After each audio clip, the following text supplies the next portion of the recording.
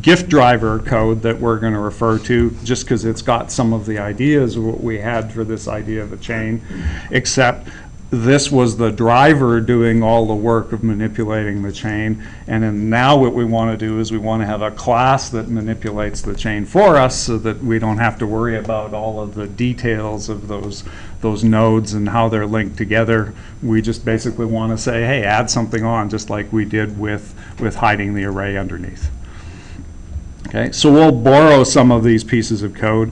What I've done here is I've taken the code that we had for the union idea that used the angle bracket generic stuff, and I basically duplicated it into a different project so that I can do this separately. So this has actually got the original member list code that we had, and we're going to morph it somewhat, and then I'm going to throw out a bunch of the stuff that we don't need. Okay, so if you remember member list said, oh, we can store anything in here. We're going to have an array of whatever those type of things happen to be. We had a constructor that carved out the array, and we had methods of add, get, size, remove, and toString. Okay, so we want to make something that does the equivalent with exactly those same methods so that the main program doesn't change the way it talks to things. It just says, here's a different storage facility. Okay? So what's the first thing that you want to do if you want another piece of code that has exactly the same methods as this one? Create an interface, because an interface is exactly that. It says I want exactly these methods. So there's a couple of ways to do that. If you want to do it the long way, what you can do is you can go through and you can basically say, oh, I need an add method, let me put that in a file. I need an expand method, right? But we'll use another option here. It turns out that Eclipse has extract interface. And when you say extract interface, it gives you a list of all of the methods that you could possibly want in an interface. So these are all the public methods. It's smart enough to do that. And we'll write toString, but generally it doesn't ever show up as a required method because it's a debugging thing. So we'll leave that off. There's some stuff I don't want in here. I don't want any comments in it. I don't want to do that as abstract. Yeah, we might have to fudge it a little bit. Okay, so this is something that's a storage facility that works for basically any type of list. So I'm tempted to call it generic list.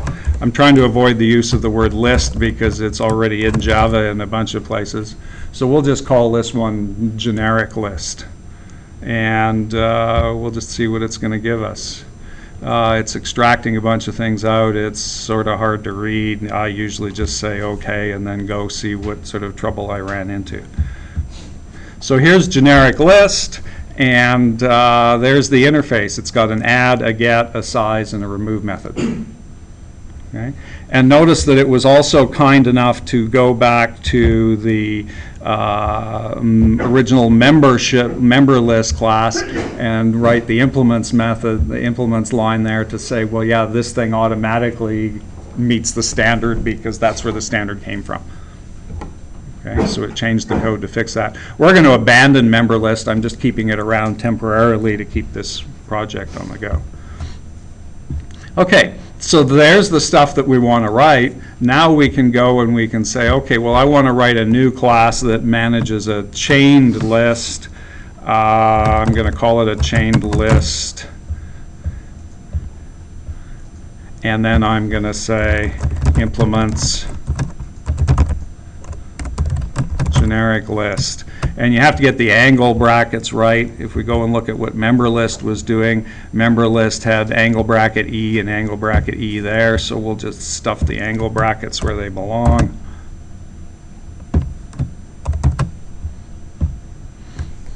Okay, and now that we've said implements, it's going to complain and say, well, no, you didn't do any of that stuff, so that's really easy. We'll just say add the unimplemented methods, and there's the stuff that we have to write.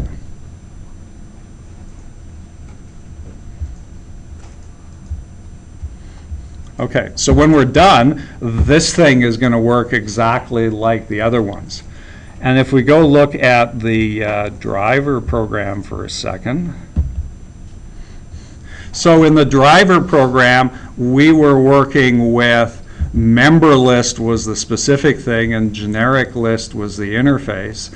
Now what we're going to do is we're going to say, oh, well, if we're going to write one that does exactly the same thing, this could just as easily be called chained list.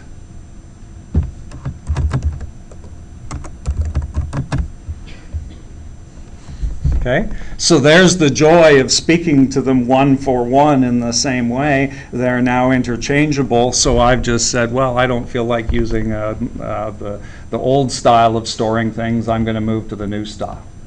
And the thing on the left-hand side, that interface name, is the thing that says we're only going to use stuff that was in the standard. Okay, so we're only going to use those methods that are listed in the interface and nothing else. Okay, with me so far?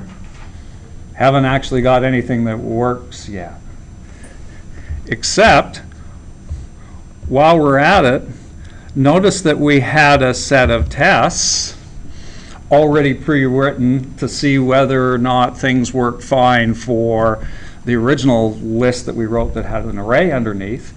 So gosh, those tests use generic list, and the only thing that we have to change in the tests is go in and say, when we first make one of these in the setup method, instead of making it with a member list, we're going to make it with a chained list.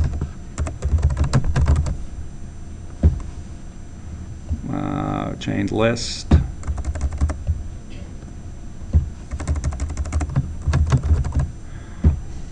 And now we can make that with a chained list. Those are going to be worker type things.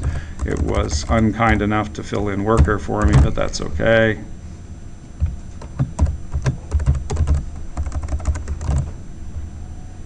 And this is going to be a chained list that can only hold worker, and a chained list that can only hold worker.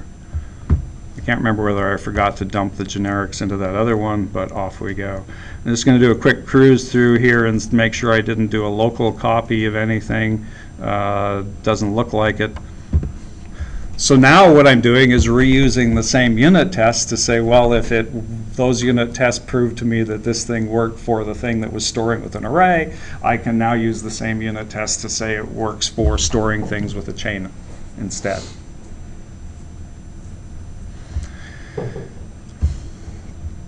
Okay, so here we go back to the the chained list. I'm just going to close down a bunch of these that I don't need. Member list I'm not going to use anymore. The driver will refer to, the test will refer to, that gift driver will keep. Okay, so let's talk about this chained list. There's the thing that we're trying to create eventually. We said these things are called nodes, so there's two boxes there that are good for a node. Where do you want to write the node class? Or let me ask the question in a different way. Who needs to see the node class? Chained list. Chained list. Does the outside world ever need to see this? No? Okay. So these things are sort of roughly the equivalent of you go to a warehouse and you say, I want to store my toaster, and they take your toaster and they put it in a box because it's easier to store things in a warehouse in a 2 cubic foot box. And then when you go back and say, I want my toaster back, they bring the box to the front, they take the toaster out, and they keep the box. Okay, so these things are going to be used only by the storage facility. The outside world doesn't have to know that they're there. So where is the best place to write this class? Inside the chain list class. We're going to dump it right inside the chain the chain list class where it can't be seen anymore. So let's go down to the bottom here and let's write private class node. Okay. What sort of information does a node keep? Location. What's the first box there? Not type object or what's in it. Refers to the thing that you're trying to store. Is there a better word than thing to store? Object. I don't want to call it object because that's too generic. Item. You could call it item, but I'm not sure that that sort of says, I called it item on the diagram. Sure. Stored item. Stored item, okay, let's go with that. So we'll have private stored item as the variable name. I'll probably just write it as item. What kind of thing is it? It's E. Might be a worker, might be a student, might be a frog. The thing that we have in the generics terminology is to say there's the thing that represents the whatever, which is that E variable. So the thing that we're going to keep track of is E-type things, whatever they happen to be. And we have one other variable, which is that thing. What does that thing refer to? Next node on the chain. So that's the next node, which I'm just going to call next. And what type of thing is it? Say it's a node. If the easiest thing is to say, well, if that one's a node, then that one must also be a node. So this node is referring to the next node, which makes that a node variable. Okay, we'll write a constructor for it.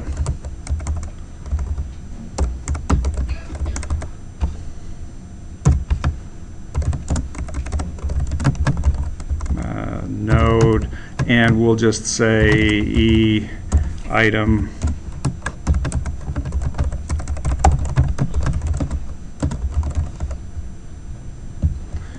and next starts out referring to nothing to start with. Okay, so we'll just always initialize it to say when we make a node, and then we'll worry about setting the node later. You notice in the gift driver,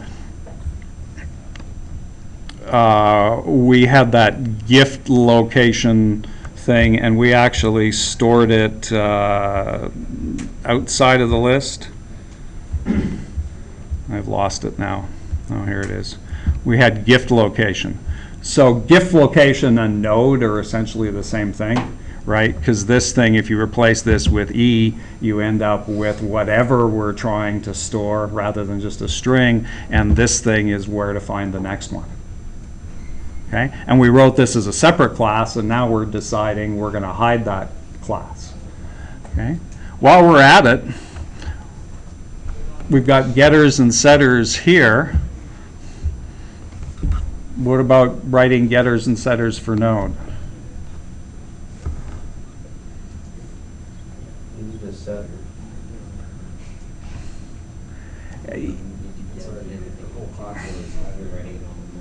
The sort of the whole reason for writing setters at all is so that you can exercise some sort of control over the things that are coming in. But in this case, there's really no control that we care about. The setter would just set the value. If you go take a look at what we wrote for gift location, the setter just set the value and the getter just returned it. So we're really not doing anything fancy with those things. There's no error checking. There's no additional functionality. And since we've moved this stuff to now be private, where nobody can see it anyway, we're not going to write any getters and setters for this one. We're going to manipulate those variables directly, because the getters and setters just get in the way in this case. They're not buying you anything. So this is back to what we did in Comp132 to start with, of going, oh, okay, we'll just access the variables directly and not bother with getters and setters. So this node class is really just a grouping mechanism, and it's only going to be used inside chain list, which should be smart enough to deal with the chain variables appropriately. Okay, so there's our node class, and it's just complaining that it hasn't been used yet, which it will be soon. Okay, so now up to the top of the class, we've got a start, or we need to write variables at the top of this thing. We need one variable to keep track of the first thing that's on the chain. Okay, and what kind of type of thing is that?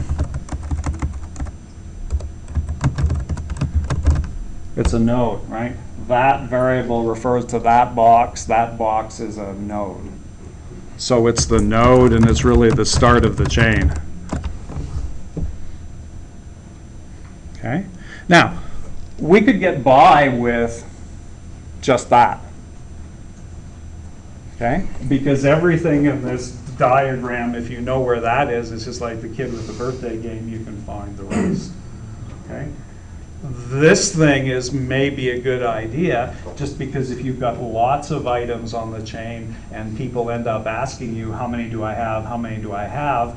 If you didn't have this thing, you'd have to run down and count them one at a time every time somebody asked. And so just for fun, it's going to be to our advantage to also keep occasionally the number of items that are on the list.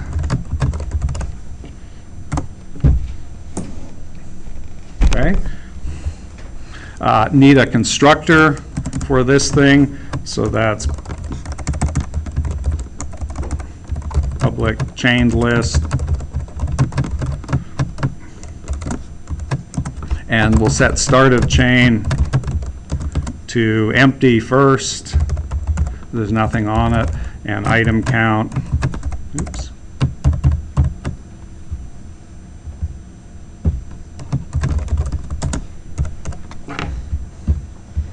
Okay, so there's the data that we're going to need to keep track of. Well, that makes size really easy.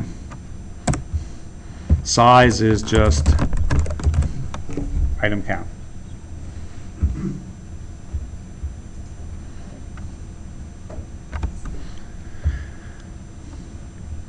Okay, I think we're done with everything in that driver temporarily. If we look at this code in the driver where we're actually using the thing, there's the first step that we've completed. We can now make a new chained list. In this case, it's going to hold workers as the E-type things inside the class. The chain is initialized to empty to start with, and item count is 0. And you can think of, if we're trying to make this thing work, there's the next time we talk to chained list and we're trying to get it to do the add method to store Fred on the list. Okay, so let's go into the chained list class add method and think about how we'd store Fred.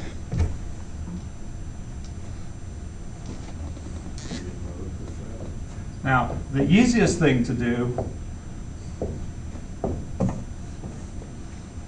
is to just realize that you're going to have to sooner or later replicate this diagram. This is the finished product, so let's see if we can figure out what we start with and figure out what we have to duplicate to get towards the end. Okay? Now, there's a couple other pieces of advice when doing this thing. The first piece of advice is that getting the beginning right is always tricky. Okay? And sometimes it's easier to start some of these problems halfway through, so it's easier to think of, oh, I've already got one, and how do I manipulate it? And so you'll see me sometimes bouncing back and forth between those two ideas, those two concepts, to see whether or not I can figure out where I have to go, both from figuring out, well, what am I going to have to do in the simplest case, and what am I going to have to do in the general case? Okay, so for this one, let's play the game of just doing what I've said in Comp132 and be a total idiot and just say, well, let's just get one on the list and not worry about, oh, it's going to be wrong someplace in the future. Let's just put one on. Okay? So how would I duplicate this diagram to just get that amount of information? to start with. Okay? The piece of information that's being provided is that number, because that 400 is the thing that refers to all of the data for that thing. So with the add method here, that who variable just contains nothing but the value 400.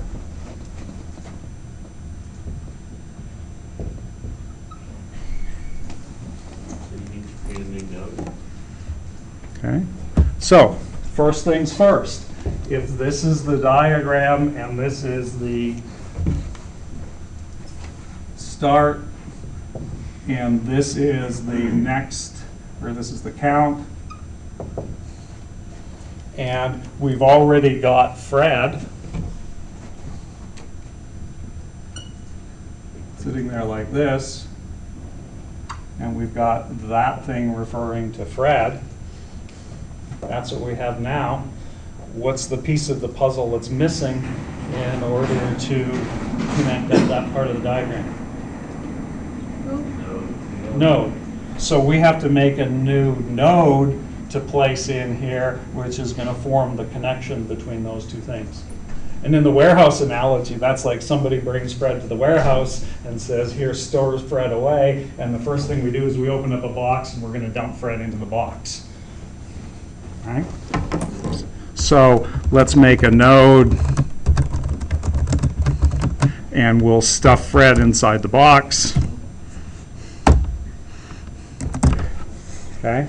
And now we have to figure out how to get that box in the warehouse. So here's what we've done so far. There's the new node. We'll label it as a node just so we don't run into problems.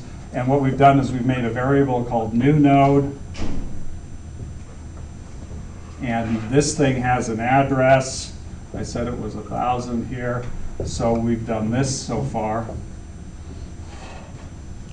And we're having the new node variable remember that couple of empty boxes. Okay? And this thing in the node is the item, and that's the next. So now you have to get it connected.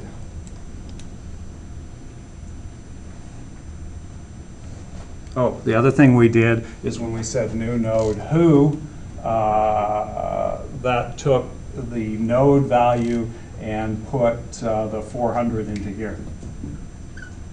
So that thing's connected to there. That's what the constructor for node did. So what needs to be connected? Or you need to connect to start. Start needs to have the value of that box in it, the address of that box. Who's holding on to the number 1,000? New node. New node. So we're going to take the value that's in new node and we're going to put it into the start variable. So that's take the value that's in new node and dump it back into the start of chain variable. Okay, so that takes the number 1,000 and plops it into start of chain so that that thing now refers to that node. And then you have to increment item. Good thing to check, if I played with this variable needs to work in conjunction with it. So now that means that item count needs to go up.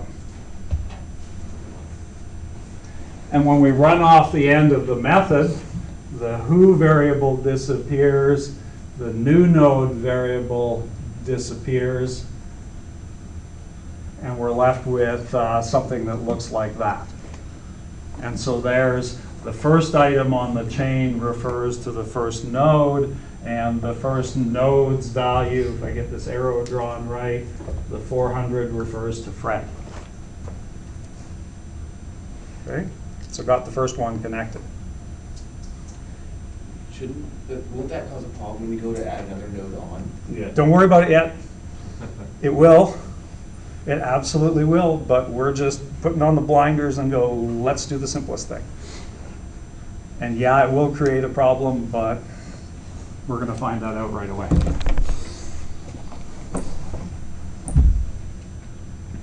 Okay. So we've got that item added on. Okay? Sure. Let's deal with your problem. Okay? Now, here's where I'm going to pull my little fancy trick and go, I'm not so much worried about this situation anymore since I've got one on. You're now saying, well, I'm worried about what if we've got this situation because the next one we add is just going to wipe out the one that's already there. Okay? So let's think into the future and imagine we've got this situation and somebody comes along and says, add 1. What are you going to have to do?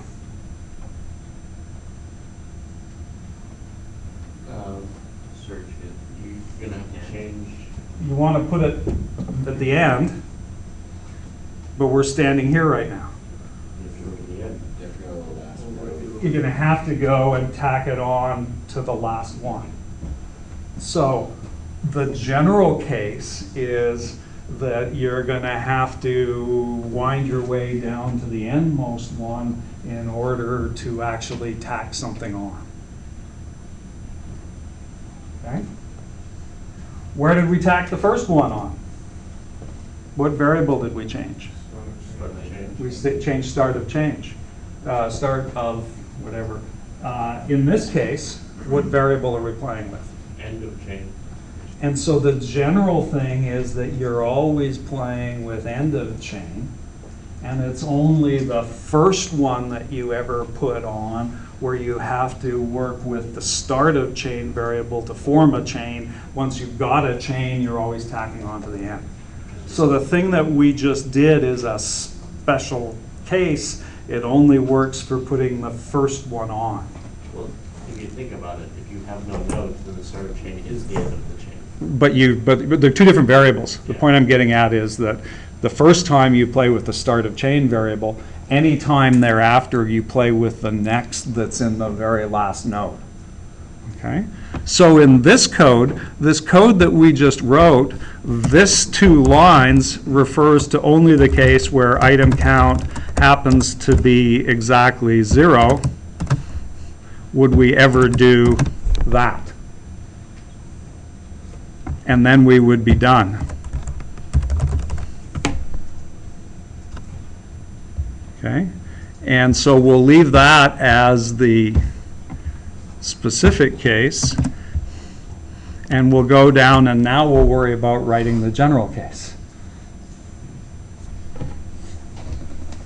Okay? So here's a general case. Somebody comes along and says, and gives me this new node, which is now Sam, or Joe for that matter. This is what I've got so far. We said we're going to have to get to the end. How do you get to the end? Did we see a piece of code that did that already? Yeah, we had a while. You had a while. We had a while loop the other day, so now's a good opportunity to just go look in GIF driver for a second and refresh ourselves. So when we were tacking something on to the end, we had that piece of code. And that piece of code was make a variable that refers to start of chain, so copy the value so you don't destroy it, and then run your loop while current.getNext is an empty. Okay? So this whole chunk of code here is really code that means get to the end of the chain. Okay? So let's duplicate that code inside chained list. The first thing that we did was we said we need a variable, we'll call it current, that refers to the start of chain.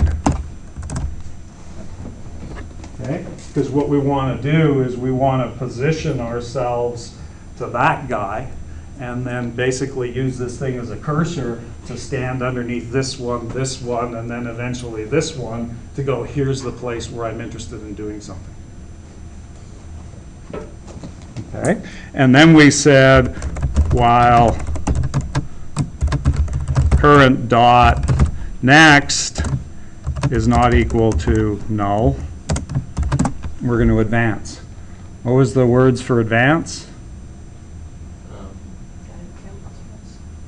Can't do current plus plus because it's not an integer. Current equals current dot next. Current equals current dot next. Okay? So that says, if this is current, that says take current dot next and put it into that variable, which basically slides current to stand underneath the next thing on the list. Okay?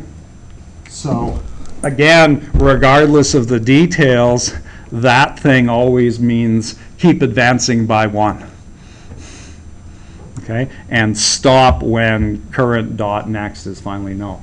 So from now on, that little piece of code just means get to the end of the list. But that only takes you to the second last. Well, that one takes you to the last one, believe it or not. Okay? So we've advanced to the end of the list. It doesn't matter if it's end length 1 or end length 3, it's still the end of the list. So what we've done is we've managed to position current, in this case, right over top of that one. Okay? So in the case where you're already standing there, current dot next is already null, and so you just stop.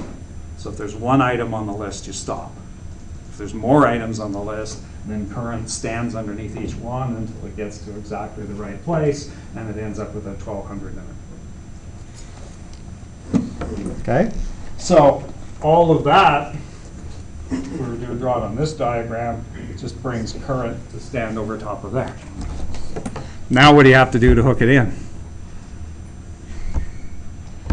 We've still got that new node that we made, so that's the thing we want to tack onto the chain. This is current dot next. Needs to have the value of that new thing that we created, which was called new node.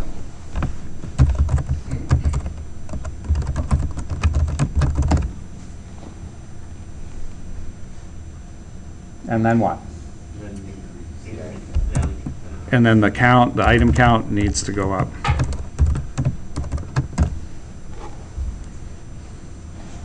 Okay?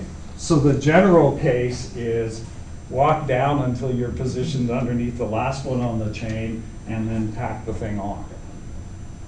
The specific case for the very beginning item is, oh, you're not playing with a current variable, you're playing with the start of chain variable directly.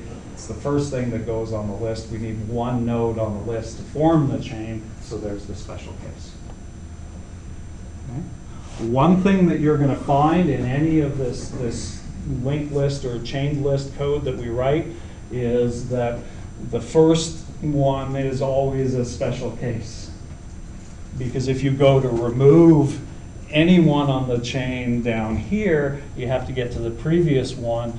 But in the case of removing the 0 item, you always have to play with the start of chain variable. Okay? So pretty much any piece of linked list code is going to have the general case and the specific case that worries about what if we're at the first. Okay? Just because it plays with a different variable. Okay? That tacks it on to the end, hopefully. Okay. In order to run the unit tests, we need to at least go and write the get method.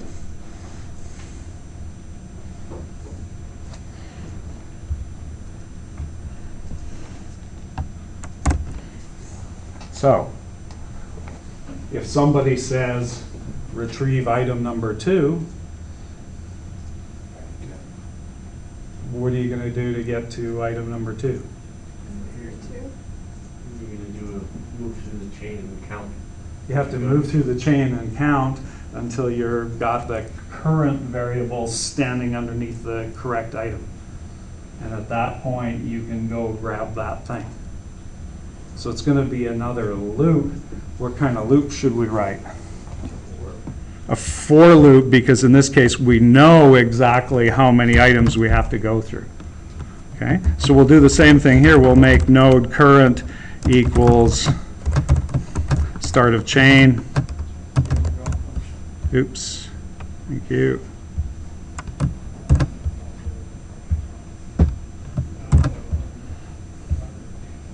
And then we're going to write a for loop.